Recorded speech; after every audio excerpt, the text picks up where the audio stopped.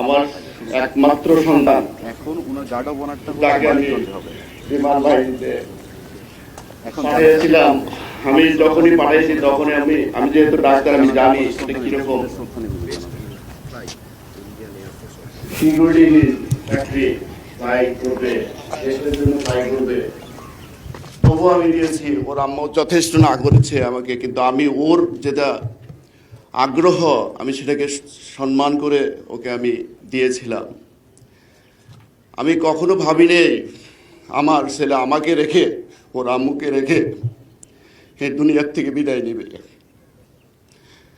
সবচেয়ে বড় ট্র্যাজেডি আমার, ওর দুটো ছেলে, ছোট ছেলে এবং একটা মেয়ে আমার কাছে রেগে যাচ্ছে। আল্লাহ জানি না আমি ওদেরকে কতটুকু ওর মতো করে দেখতে পারবো। আমিও আবারও আপনাদেরকে সবাইকে, বিমান বাহিনী এবং অন্যান্য সবাইকে বিশেষভাবে ধন্যবাদ দিচ্ছি।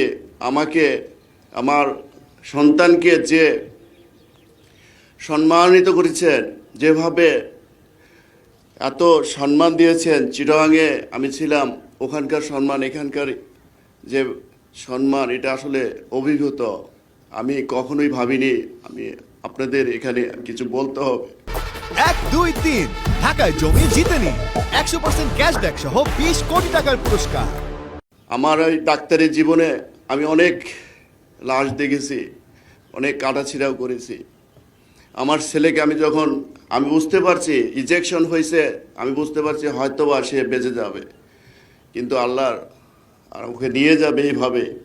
যখন আমি ঢাকাতেই ছিলাম, আমি শোনার সাথে সাথে আমি চলে যাই। আমি যে ওকে যখন দেখি, আমি বুঝতে পারছি তখনই আমার জন্য কি অপেক্ষা করছে।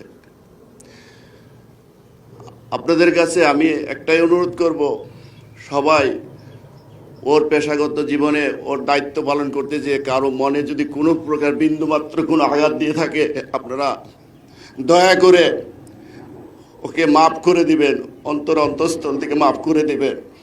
আর আমরা আপনাদেরকে আর একটু বলবো, আমার এবং আমার পরিবার পক্ষ থেকে আপনাদেরকে আবারও ধন্যবাদ জানিয়ে আমি এখানেই শেষ করছি। আল্লাহ হাফেজ।